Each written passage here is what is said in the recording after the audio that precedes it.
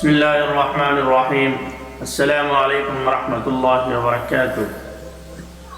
ایک حدیث ہے، حضرت معقل بن یسار رضی اللہ تعالیٰ عنہ نے فرمایا کہ میں نے حضور اکرم صلی اللہ علیہ وسلم سے سنا ہے کہ جو شخص فجر کی نماز کے بعد اعوذ باللہ السمیع العلیم من الشیطان الرجیم کہے، پھر اس کے بعد 3 مرتبہ سورۃ الحشر کی آخری 3 آیاتیں پڑھے تو اس کے لیے اللہ پاک نے بہت ہی بڑا انعام رکھا ہے۔ صبح سے لے کے شام تک اس کے لیے کیا ہوتا ہے، 70,000 فرشتے اس کے لیے دعائے مغفرت کریں گے۔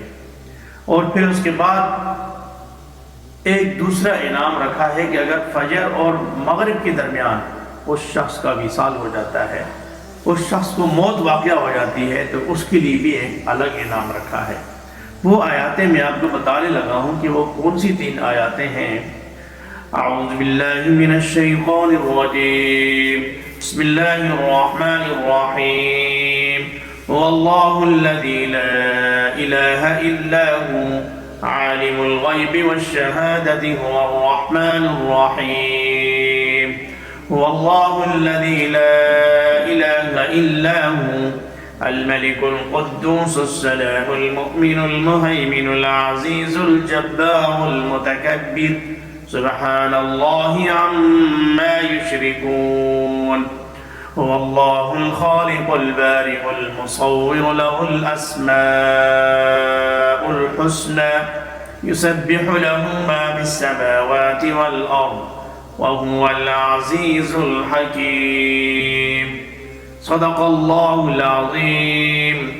تو یہ 3 آیاتیں ہیں، تو چھوٹی سی آیاتیں ہیں 3۔ اگر آپ یاد کر سکتے ہیں تو ٹھیک ہے، نہیں تو آپ دیکھ کے بھی پڑھ سکتے ہیں۔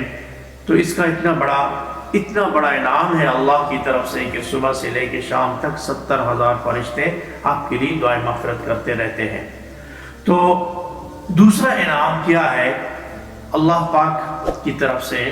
حضور اکرم صلی اللہ علیہ وسلم نے فرمایا اس حدیث کے اندر کہ جو شخص فجر کے بعد، فجر سے لے کے مغرب کے درمیان اگر اس کو موت واقع ہو جاتی ہے یا اس شخص کو وصال ہو جاتا ہے، تو کیا ہے اللہ کی طرف سے اس شخص کے لیے کیا انعام رکھا ہے؟ کہتے ہیں کہ جہنم کی آگ اس کے اوپر حرام ہو جائے گی، عذاب قبر سے اس کو اللہ تعالیٰ بچائیں گے۔